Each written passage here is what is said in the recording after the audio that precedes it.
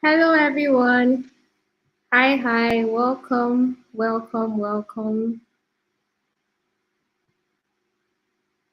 Hi, everyone. Good afternoon. To those in Nigeria, good afternoon. Welcome. So it's a new face. I'll start by introducing myself. My name is Moyoluwa Shawale. I'm a co-organizer for ProductTank Lagos, and I will be your host this evening. So I'm super excited to have you join us today. And for our first timers, thank you for joining Product Tank Lagos. We're a community of product managers trying to own our craft.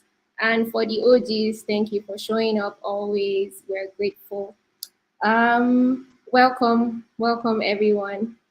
Okay, so to start today's event, first of all, today's event is going to be very awesome and insightful. So please engage as much as you can, ask your questions, also sit back and enjoy the session. I'll get right into it. I'll go to the agenda for today so we can see what we have planned. Okay, so I'll start by introducing Mind the Product to the newbies. I'll start by introducing Mind the Product and also Product Tank Lagos.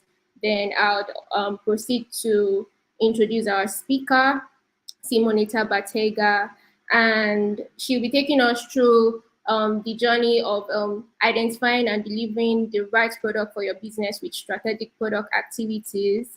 After that, after a session, we'll have a quick Q&A session where we take questions from the audience.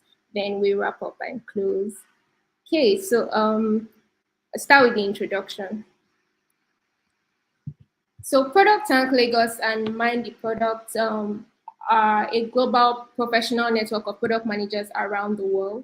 Mind the Product started in 2010 with like-minded people coming together to find what they were doing at the time. Was it just firefighting, or was it project management, or was there even more to what they were doing at that time?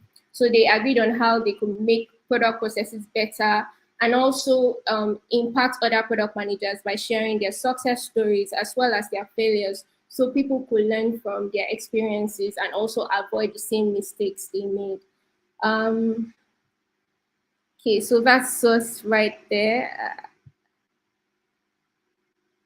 Yeah, Product Tank Lagos. We're part of a large community of product people all over the world. Product Tank Lagos has been in existence since April 2017, so we've been around for a while. And we try to host 4 meetups yearly. That means we host meetups quarterly in addition to our virtual events that we have every now and then. Right now, we have over 4,100 members in the community. Please send an invitation to your friends to join us so that they can, join virtual sessions and also learn from our guest speakers as well. Shout out to our community members, our beautiful audience. Thank you for sticking with us. Thank you for showing up every now and then. Thank you for coming to learn from us. And shout out to the new people that just joined us. We're happy to have you in the community. And finally, a special shout out to our volunteers for ensuring that we have meetups quarterly. Okay, so one more thing. So how can you get involved in Product Tank Lagos? If you want to speak at Product Tank, please feel free to reach out to me on LinkedIn, or you can send Product Tank Lagos a message on LinkedIn as well. You can also send us a message on our social media platforms. That's Instagram at product tank_Lagos. And you can send us a DM on X, that's Twitter, at Product Tank Lab. If you want to volunteer with us, say you want to collaborate with us in hosting our virtual meetups, please reach out to us as well. You can also write for Mind the Product community. So just go to mindtheproduct.com and sign up so you can start writing for them as well. And what are the perks of being a part of the Mind the Product community? You get access to conferences, you get access to articles, you get access to job posts as well. You get access to conferences that hold around the world. For example, we'll be having a conference in London. Mind Products will be having a conference in London on the 20th of October. So please go to the link here, Mind the Products /MTP moneyproduct.com/ntpcon/London to get your tickets. You can attend either physically or virtually. So whichever one you choose is fine. Yeah. So okay, let's go to today's plan. Yeah. So today we'll be discussing strategic product activities, and we'll be focusing on identifying and delivering the right product for your business.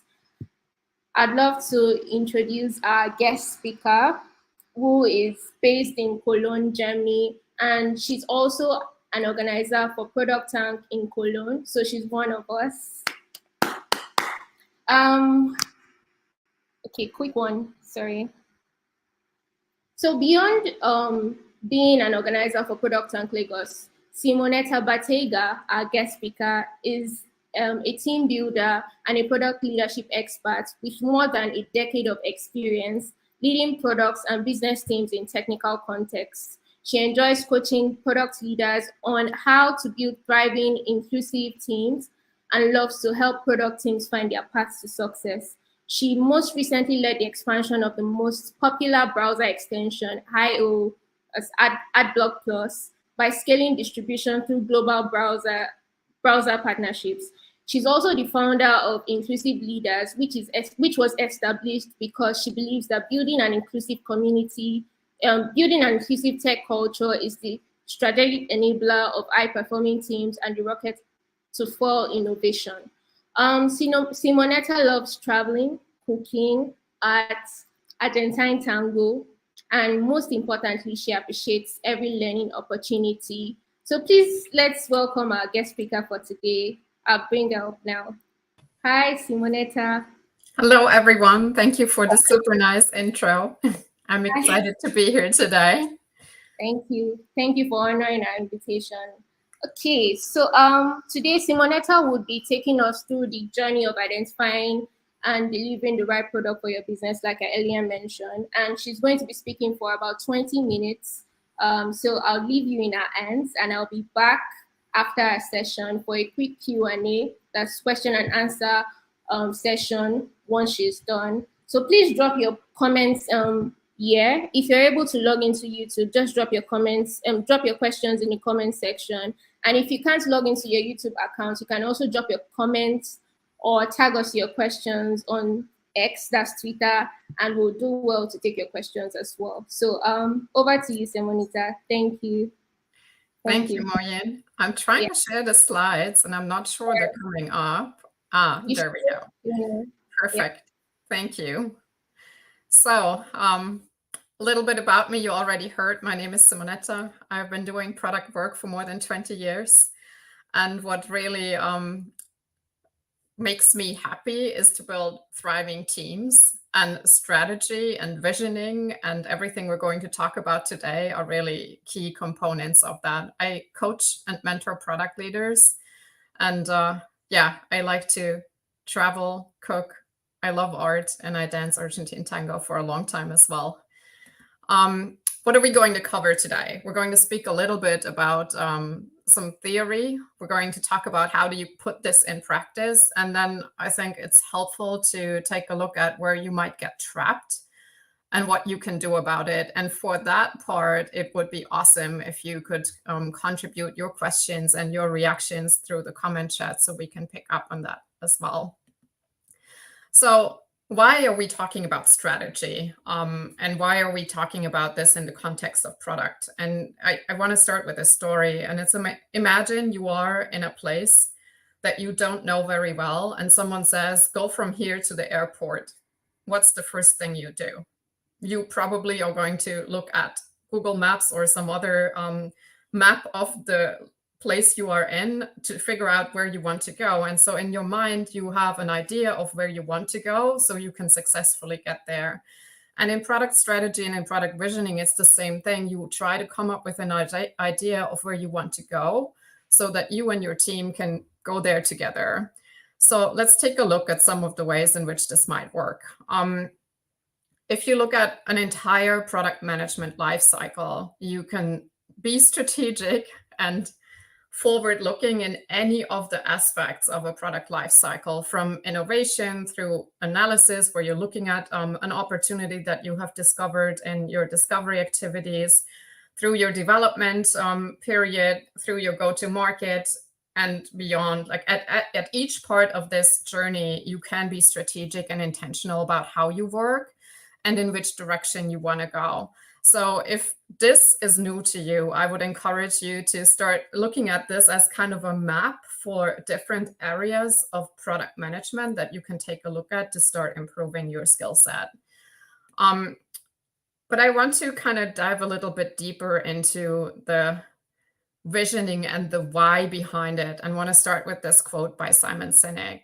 And he said very famously, you can look up his TED Talk about it as well, people don't buy what you do, they buy why you want to do it. And I can totally relate to this. Like if you speak to somebody and this person can authentically convey their passion for something and maybe struggles with something, you want to help, you want to be part of that team. And it's not about the what they do, it's their personality and why they want to do it.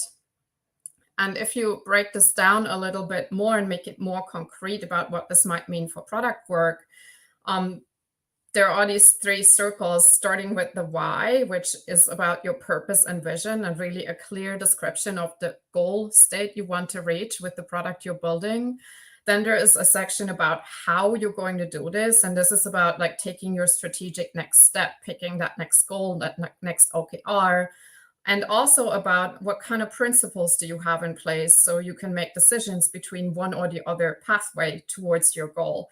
Because there's many roads towards your success. And one of the hardest things in product is to figure out which road do you want to take, which one of the many things in your backlog do you want to tackle, what are your thought patterns and your rules for choosing this path or the other path. That's where product principles can become super helpful. And then finally, you're going to decide what it actually is, what kind of solution you want to offer, or what kind of service you're building. So when you think about that, what problem to solve and what solution to pursue, you are back at the very beginning of that product management lifecycle. You're in this discovery phase. And you want to take a look at who has what problem. Is it worth solving? Can we solve it? And can we systematically de-risk our approach towards building the thing that gets us to this new world that we want to create with the products that we're building? So that's a little bit of a theoretical background about the practical things that I'm going to speak about next. Now, how did you actually put this in practice? Because this all sounds nice, but it's really hard to do. I want to start with this big slide from Tim Herbrick, and I realize now that in StreamYard my animations don't work, so the green circles were not supposed to be there at the beginning of the slide. Tim has come up with these 6 sections of product discovery activities, and this in itself is like a mini map of discovery that you can again be very strategic about. And he has these 6 elements: alignment, research, ideation, creation, validation, and refinement, that are all part of discovery work. And the first 2 at the top right, alignment and research, they're answering the question, why is this a problem worth solving? And alignment is about alignment with your vision, alignment with the problems that your customers have, finding out even what these are, so you can come up with your vision, you can come up with the direction that you want to take with your product, and doing systematic research into this with your target audience to really understand what are the problems that they face and which one of these problems is worth solving for you, so that you add value to your customer and you add value to your organization. You always try to balance these 2 value streams, making money with the solution you are offering, but also adding value to the people that you produce your product for. Once you have kind of figured out just what problem you want to solve, then you start moving into the solution space. And that comes with many techniques in ideation and in creation. You can think of design sprints, you can do all kinds of things and techniques in that segment to figure out how might you solve this problem and what's a feasible way to solve this problem. This is where you have a lot of interaction also with your engineering team. that tell you what's possible to build, what skill sets does my organization have, what is a problem that we can solve, or what is a solution that we can pursue that is actually going to be cost effective. And then you bring this back to your customers and you validate your ideas. Hopefully they like it. If not, you go back to the drawing board, you start again, you refine, and you kind of go and move in circles. That's why you see these like circles in the middle of this illustration as well. This is a continuous roundabout map for just discovery, one of those many strategic initiatives you can use in order to build great products. Now, let's say you have come up with something with this refinement cycle. One other way to look at possible solutions that I want to introduce to you is how Marty Kagan in his book Inspired, and also on his blog, it's called Silicon Valley Product Group. I highly recommend his newsletter if you haven't signed up for it yet. It's free. It comes about once a month. He has great thought leadership about this kind of stuff. Where it is your job as a product person to figure out what is a valuable solution to build, and is it something that's also viable, aka valuable to the organization that you're working with. So these two buckets you and the product all really own. Then you collaborate with people in your team around the other two risk dimensions here. Is it usable? That's where your UX designers come in, and they try to figure out how does it have to look so people can actually make use of the solution that you're trying to produce. And maybe you have to tweak it so that people find it more useful. And you also collaborate on the feasibility front with your engineering team and the organization in general in terms of the resources you have accessible, so you can come up with solutions. Like if you're a one-man show like me right now, I'm a solo entrepreneur. I don't have a huge team of experts I can work with to create my product, the coaching product. So my resources are somewhat limited. So what's feasible for me is not the same thing that would be feasible for a big organization that maybe employs 500 coaches. So it gives you an idea of how these 4 dimensions might apply. Bringing this back to those circles from Simon Sinek and making it a little bit more concrete, my recommendation is to work from the inside out, from the why of where you want to go. What's your destination? Where is that airport, right? That's a description of the purpose and the vision that you would like to have. And you iteratively work towards that statement with your stakeholders. Sometimes a piece of the puzzle lies with your management. Your clients and users will hold a huge piece of that puzzle of what's valuable to them and what kind of impact you want to create. And then you fuse this together into a purpose and vision statement of a long-term thing that you and your organization want to create. It's really helpful to go through that exercise because that helps you decide along the way when it comes down to the what initiatives to do. If you're clear on your direction, if you're clear on also your strategy and your principles, you have a way to decide between different ways to go. And that informs what product and strategy you're building, using all the things I mentioned before, these techniques to identify even what solution to build, and also the de-risking dimensions from Marty Kagan's work. So those are all ways to be strategic and create artifacts to have conversations about strategy with your team. Now, why is this so important? You, as every PM that I have ever known, will be very, very busy. There's always many people with many ideas. And worst case scenario, you are not the one deciding what ideas to actually put in practice. Sometimes they get handed to you either from management or from customer support or from sales, or sometimes straight up from the client if they have enough influence in your organization. If you have a clear picture of where you want to go and you have alignment, at least within your organization, around what that is, it gives you a tool to say yes or no to things. And it's really helpful to stay sane and to stay less busy and to be strategic about things if you have clarity around your purpose and vision and your strategy and principles, because then that allows you to really be very conscious and very intentional about how you go with your product work. Now, this is where this is where I want to kind of like wrap up the practical illustrations of how this might look and speak a little bit about how you might get trapped and what you can do about it. So how you might get trapped, one of the classical ways to get trapped in this, and trust me, I've been there myself, and it's not been so nice, right, is to be in a team where there's a huge backlog already identified and you're being hired to just work down this backlog. Maybe you're even measuring velocity, or you're looking at just how many stories per sprint can I ship, and you're not focused on the goal. You're not focused on like, where is that vision? What is the impact you want to create? What kind of value do you want to achieve? What kind of problem do you want to solve for your clients? Maybe you don't even know, right? And that's where that's kind of like your way into becoming a little bit more empowered, is if you start doing a little bit of discovery, even if you get just an okay to do 20% of your work on discovery activities, and you start surfacing insights from the bottom up, you start building trust that you know what you're talking about.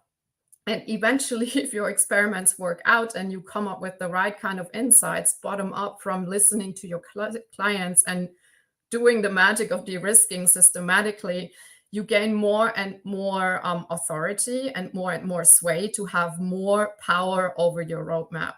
And that's where you want to go. So you'll probably recognize that you're sitting somewhere on this spectrum of like getting handed requests versus like being very proactive, very strategic yourself. And wherever you are is fine. It's not your fault, right? What you can influence is how you go about this moving forward. One other thing that I already mentioned a number of times is lack of focus. How do you even understand, should I do this? Should I build that feature? Should I fix this bug first? Should I do the next feature? This client is screaming loud, they want this. That client is saying something else. The VP wants the third thing. How do you create focus, right? This is where I hope I could illustrate how an alignment around vision and strategy in your organization that you can start creating that dialogue around can help you to focus, can help you to pick, and can help you to become more strategic over time. Which is the same as in many organizations I've been, there was like no strategic approach to product management whatsoever. I came in green myself. I had no concept, no map, no vision for how to do this. So I just did what someone else was telling me to do. And painfully learned my lessons along the way, that being more strategic actually buys you time. It actually makes it less stressful to be in this PM role, because when you have to say no to things which you will have to do all the time, you can refer back to the common goals. You can refer back to this alignment that this is what we want to focus on this quarter, or this is the problem if we're really trying to solve for our clients. Does this feature add towards this or does it not? And that dialogue in itself, once you have a strategic approach, is a great way for you to take a bit of the pressure off your shoulders and enjoy your PM work a little bit more. And the final way in which I got trapped in this and didn't actually succeed as best as I could have maybe, was I didn't have any kind of a vision or model about leadership skills or the mandate to act as a leader in my organizations. And a part of this is like the mandate you're given, right? Like you are put in the org chart somewhere, there's someone you're reporting to, and there is a hierarchy in place already. And you go into those organizations kind of accepting the status quo, not really sure of your own power. So I can only encourage you to start reading up on appropriate leadership skills and also just taking that mandate, standing your ground, knowing that you as a product person have a lot of power built in the way you roll, your role works, and really step into that space step by step by step by learning about strategy, learning about how can I vision, by learning about what is the value of leadership, what energy do I put in the room, and how can I influence the relationships I have in the organization around me, even if I don't have a formal title. Because most of the time, what's the reality for us in product roles is that the engineering people don't report to us, QA people don't report to us, designers don't report to us, clients certainly don't report to us, board members are not reporting to us, yet they're all playing an important role in this puzzle of figuring out and aligning on where do we want to go together and how can I influence the space around me in a positive way, which to me is the definition of leadership, right? Starts with me as a person leading myself and then broadening my influence out into my team.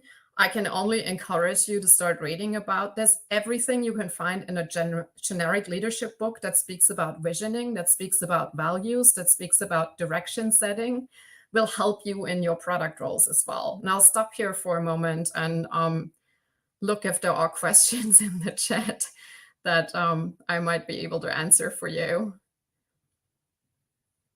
And I might need help because I'm not sure I'm following the chat to the bottom. So if there's nothing in it, I can keep speaking. But if someone has a question, I would love to speak to it. Hi, Simonetta. Okay, so we have a question from Sheyi Akinkugbe. Hi. Okay, I'll just show it. How early should the why be defined, given that not all ideas you start with will be viable? Right. So the why should come before you even start thinking about solutions, right? The why has to do really with the problem you solve, not with the idea you implement. Ideas are solution-based, right? If you think back to this chart with Tim Herbig with that circle, and there was something that was about the problem definition, that's where the why lives. And then the ideation and the solution building and everything in your backlog is kind of about the what and how.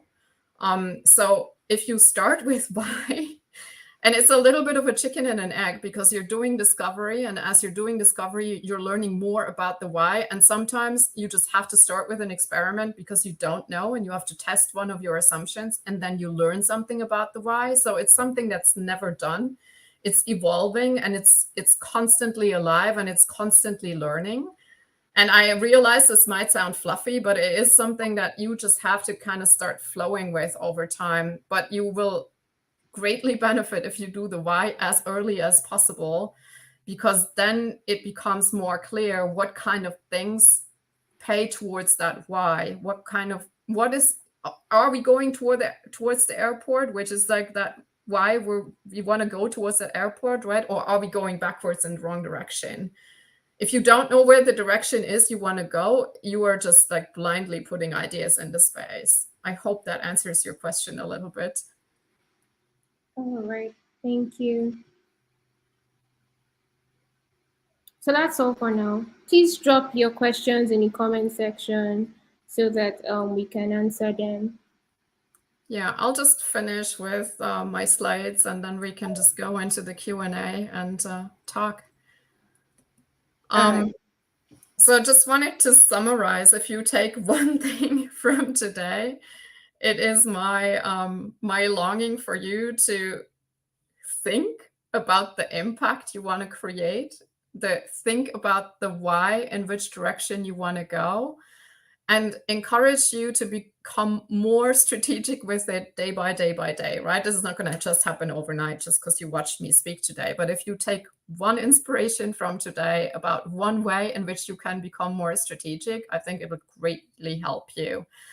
And why is it going to help you so much is because it builds alignment into your team. It builds a common shared understanding of the direction you want to go. And a lot of this frustration and conflict that can happen in and around product teams will be so much easier to navigate if you have a clear picture of the direction you want to go.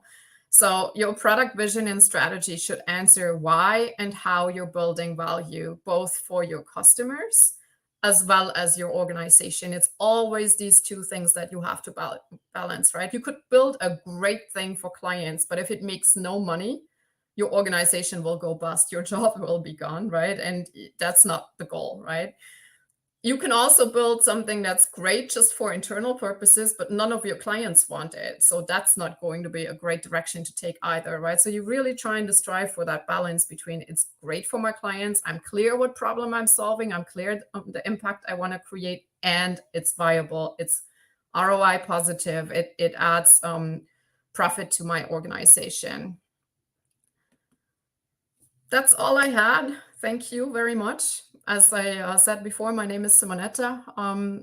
I coach. I have a blog at the URL inclusiveleaders.blog. I would encourage you to subscribe. It's free. About once a month, you get an inspiration about leadership and product leadership from me. Also, please connect with me on LinkedIn. I'm more than happy to support you with anything that comes up as questions even after this talk. And that's all I had. So I'm looking forward to connect and answer some more of your questions now.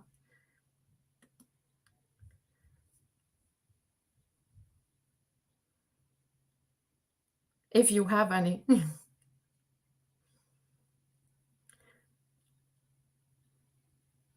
And I just want to encourage you to put questions in the chat, even if you feel like they are there's no stupid question, really. Just ask whatever is on your mind. Okay, so we're still expecting questions in the comment section. I actually have my question, but I'm just waiting for more people to drop theirs before I ask. Or you ask. If you're ready, you get to ask first, you know? Okay, so okay, I'll go first. So in a product development process, there are multiple stakeholders involved, each with their own ideas and priorities. The stakeholders can include executives, marketing teams, engineering teams, and more. So balancing these differing opinions on product's direction can be quite challenging. So my question is, how do you manage competing priorities when multiple stakeholders have different views on what the right product is that your organization should build? Right.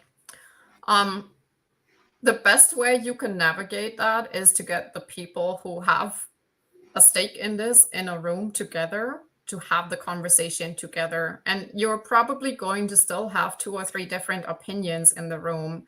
And then you try to find, what are my underlying assumptions behind this idea or that idea, right? Which ones do actually fit the bill of being valuable to client and also valuable to us as an organization. And then you start experimenting around that to gain more clarity around what are these assumptions and do they actually hold true, right? You agree on a course of action together, ideally. And as a product person, you can have the role of the facilitator of this conversation. And also you have this connection to UX research, right? You know, from talking to clients yourself, if you don't have a UX person on the team, you do your own UX research, then you know the voice of the client yourself. You bring this into the conversation. It's a dialogue, right? And there's never a clear, absolute 100% black and white, it's only this. There's always multiple perspectives in the room, and that's a good thing as long as the dialogue is constructive. And you get to facilitate this, you get to agree with stakeholders which direction you want to take and which directions you maybe say no to. All right, thank you. Okay, let me look for more questions in the comment section. I think we have one now from Jessica. Hi. Okay, so I'll just bring this up so we can look at it. So Jessica is asking, in a situation of mid-course strategy change with influential stakeholders driving a time-sensitive revision, how do you manage limited time frame for discovery? You simply do it, and you ask permission for it. I think it's important sometimes to educate your other stakeholders about the craft of product a little bit. Sometimes they simply don't know that part of product work is discovery work and what the value of discovery work is. And you ask for permission to do a small scale experiment of like 10-20% of your time at the beginning to really focus on surfacing something that informs strategy. Sometimes you have to do it in a even like a behind the scenes way. But if you can find a way to showcase that the things that you find through discovery work are valuable insights to drive your product strategy forward, you are starting to build that trust and the standing that will allow you to do more of this down the road. It starts with getting started, And so my recommendation, if there's none of it in place, is to bring a visual like the one with the product management lifecycle I showed you before, that actually puts this on the map for people that don't know it should be there. And you do a little bit of education around the value of it. That would be my recommendation. I hope that helps. All right. All right, thank you. More questions?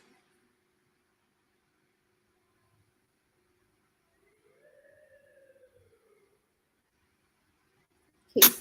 So I have a question. I think it's kind of funny, but I'll ask.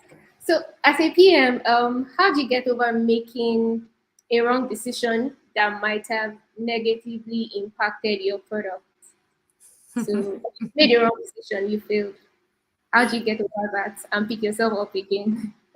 Right. I think it's just, the trick is to normalize it.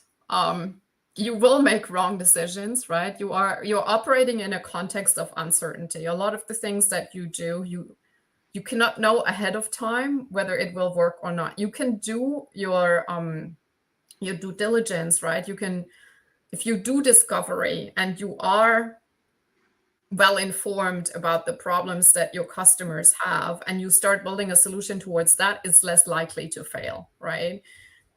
So you can do your homework, and yet even if you do your homework and you do product perfectly well, you might still make a decision that just simply is like the wrong one, and you learn because you release it and it doesn't work, or you build a bug in it or whatever, you know.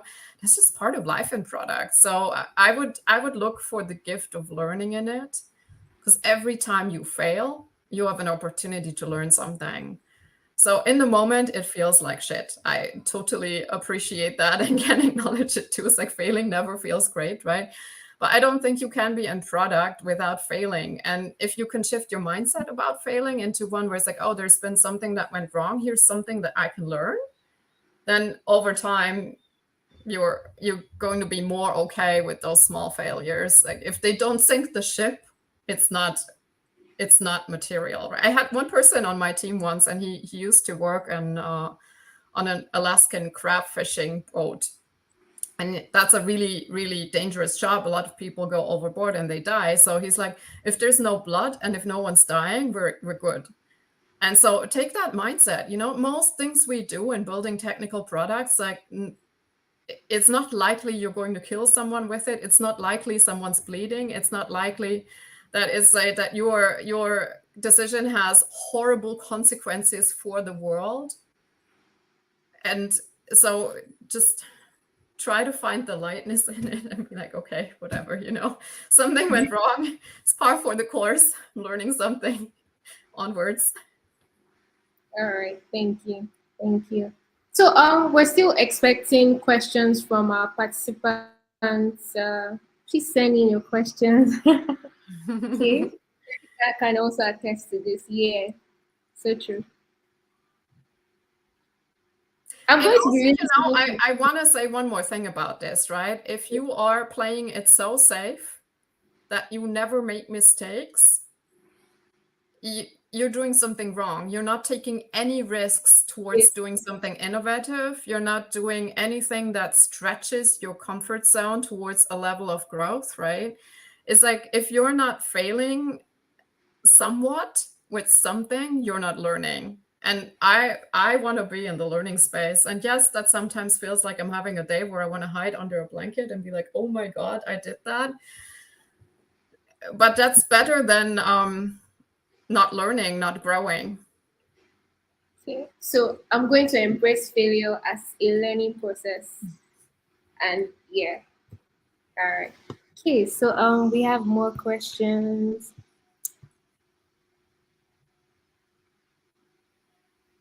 Okay, Yeah. so we have a question from Ella.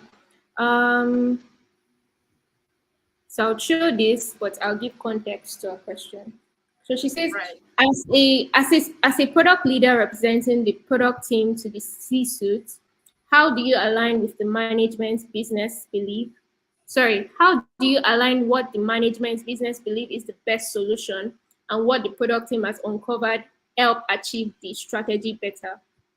I would ask if management comes in with an opinion, right, about a direction to take, right, it might be a very well-informed opinion. They might know more than you do about something. Like if I'm new to the organization, right, and I'm only there for 2 months, and my management has been there for 15 years, they have built this ship, right, they know a ton about this.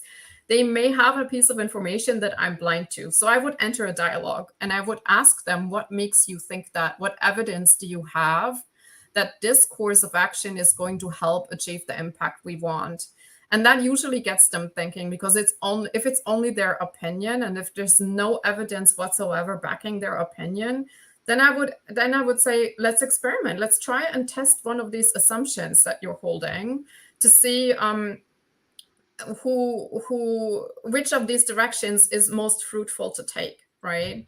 And I think if you are diligent with surfacing good insights from your customers, and you can make a good case how these what these problems are that your clients really have, and you can also build a business case how solving this problem is good for the organization, then it's still going to be a dialogue. It's always going to be a dialogue with management, but you have very good arguments for aligning on a direction together. That's my best piece of advice with this. And I also fully recognize, and I want to just like state this here, this is not easy to do, right? Like there are things at play sometimes that are just mean in terms of like, am I getting the same standing just because I'm female as the colleague next to me who is a man? Like if management is all men and I'm standing there and I'm doing my presentation, there is that bias in the room as well. Sometimes it's just like, it sucks, right? You have the better arguments, you have the right strategy, you've been very diligent about doing all the right things, and you still don't get the path forward. I would just encourage you to believe in your power, stand your ground, ask for that next experiment, ask questions clarifying what are the underlying assumptions, and then go from there. And maybe it's not this round of conversation where you get your way, right? But you planted the seed for next round. So just keep at it is my advice on this one. All right, thank you. We have a question from Z2. Zainab, sorry. Okay.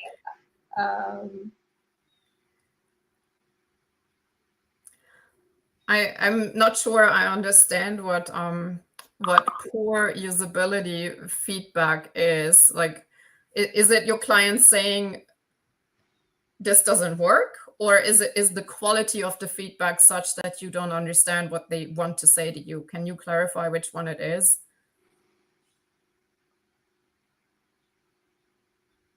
If it's like you ship something and the client says, this is not solving my problem, right? You just try again, right? Like you ask, okay, and in what way did I misunderstand? Like what did you really want?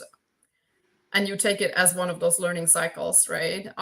If the issue is that you don't get enough or not good enough quality feedback, set up calls with your clients, dig deeper with them, ask them the 5 whys to dig deeper and really try to understand what really lies behind this feedback. Ask more questions. Be curious. Curiosity is one of your superpowers in all of this. Curious in going to management, asking them why they think this direction would be good. Curious with clients, what's really like in your life, what's really hard for you, what problem would be amazing if it went away. Being curious is one of the best helpers in either way this question was meant. Oh, they cannot use the product. I say the clarification in the chat. It means you shipped the wrong thing, you know? Ta-da, learning opportunity, right? It's like, maybe it is just that it's not clear how to use it. Then you go back on the UX drawing board. But if the feedback is about we don't need this, you roll it back. You learn something. You're like, how did we not understand what they actually meant? Maybe there's a learning in the quality of your UX research. Get curious about it. All right, so we have 2 new questions. Here's a question from Olayinka. In a situation where you take over a product that was poorly built and management is fully focused on sunk cost and making the product work, how do you navigate this to get the best result? That's a really good question. And I am sorry if you find yourself in that situation. Um, I cannot speak to your context. You probably know better than me what the right course of action is to take in your context, right? But two things come to my mind. Bringing the sunk cost observation into the room and asking frankly whether this is the point in time where you just stop and you're like done sinking cost, or if it's actually worthwhile to keep going. Sometimes just being so brave to put that in the room can put a stop to it. I don't know whether that will work for you or not. If it doesn't, right, go back to what I said earlier. Try with a part of your time to do the discovery work, to find what actually is the problem for your target audience, to come up with something that might work instead and start scaling from there. So in coaching in general, if you coach people, right, there's always, if you look at coaching where it came from, it comes from sports, right? And you want an athlete that wants to get stronger. So when you coach an athlete who wants to get stronger, you try to build on their strengths. And you can get so far in working on their weaknesses, but really building out their strengths is what gets them to be at world-class level, right? So if you take this metaphor and you apply it here, right, you want to find something that works. And if that means doing some skunk words discovery work, again, to try find small thing that works, grow that so that it starts to become bigger on your roadmap eventually, and take over that sunk cost thing. And so hopefully you can shed this as fast as possible. That's my two reactions to this. If you feel it's hopeless, sometimes the best thing to do is to quit and look for something else, like, can't judge what the best course of action is for you. Sorry. Okay, we'll take our final question from Blessing. Yeah. It's one thing to have a product roadmap and another to actually follow it based on sudden requests from top management stakeholders. How do you stick to your product roadmap? Yeah. So I think this brings back the clarity on the impact you want to create, right? If you have an alignment around this with your organization, then you can always ask when the new request comes in, does this actually solve this problem that we agreed that we will focus on this quarter or this 6 months or whatever thing you are currently executing, right?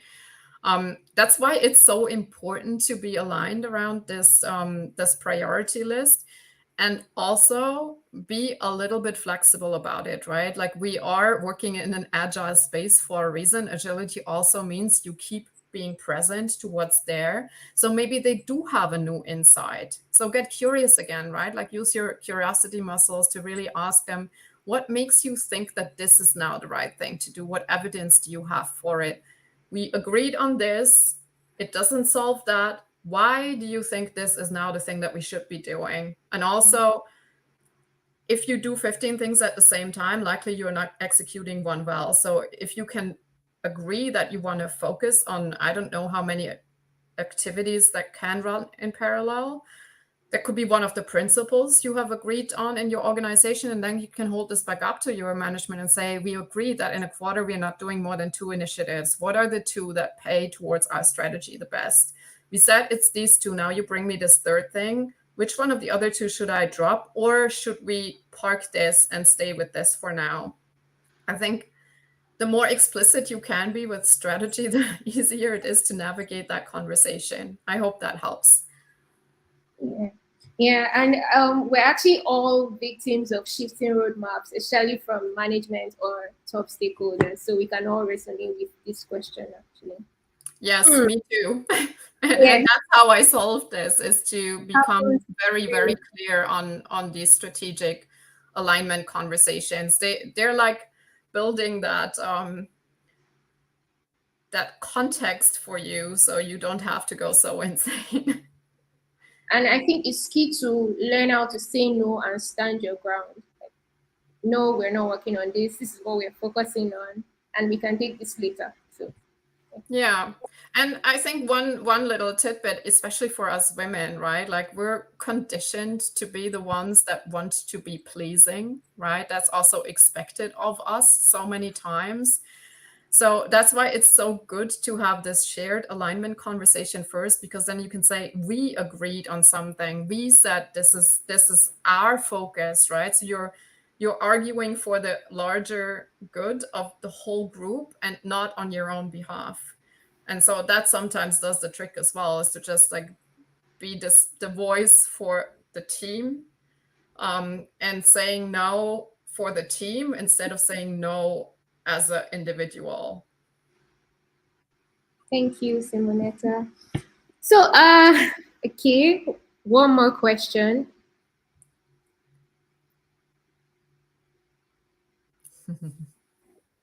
Does anyone want to ask the final question before we move on?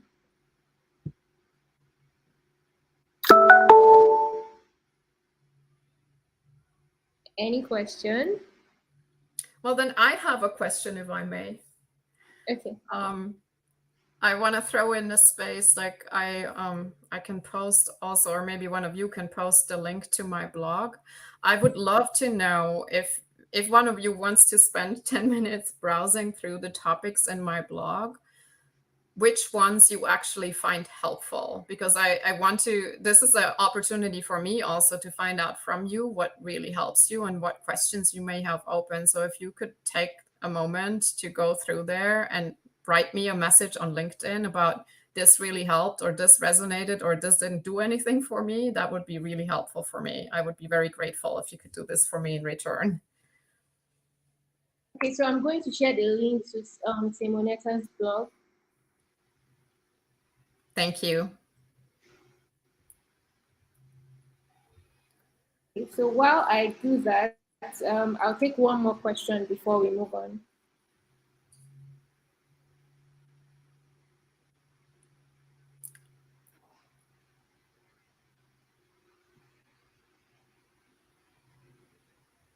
Okay, yeah. So please go to our blog, go through the articles, and let us know your feedback, as it will be very useful to us. Thank you. Yeah. Thank you. Thank you for your questions today. They were really good. Okay, so I'll ask my last question before we close. So what's the best approach for to use in determining the next feature to build when you have a backlog full of so many features or so many requests?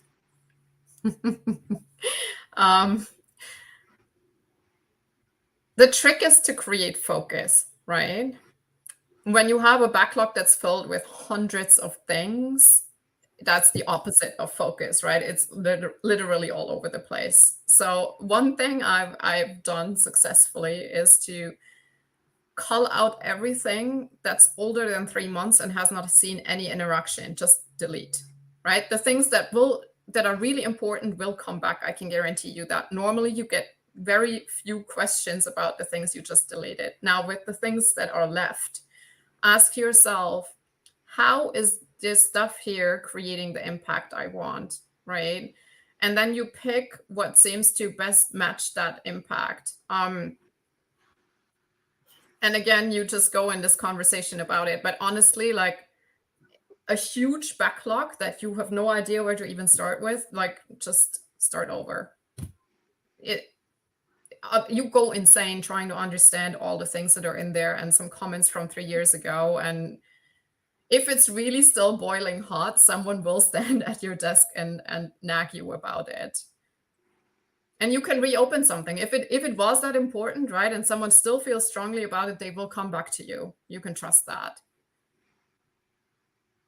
All right. Thank you very much. Thank you so much, Simonetta. It has been an insightful session. I, for one, have learned a lot and I am grateful.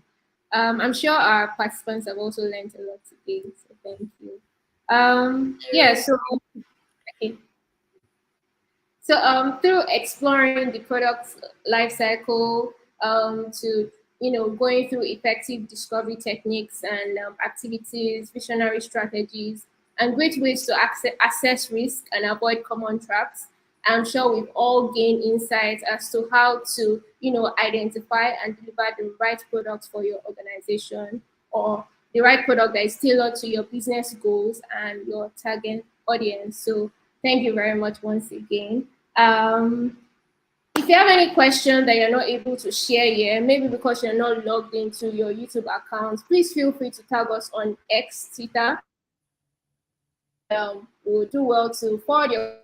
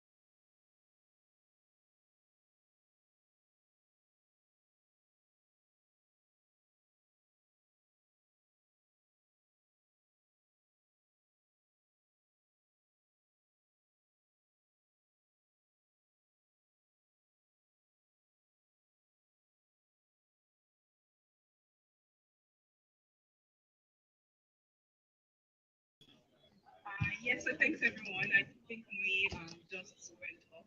And thank you so much for your questions. I think we have a lot of comments already. Please tweet at us at X. Follow us on Instagram as well. Thank you so much, Simonetta, for honoring us. And it's literally like Product Tank supporting Product Tank, right? Because she is the organizer for Product Tank, and she just really me.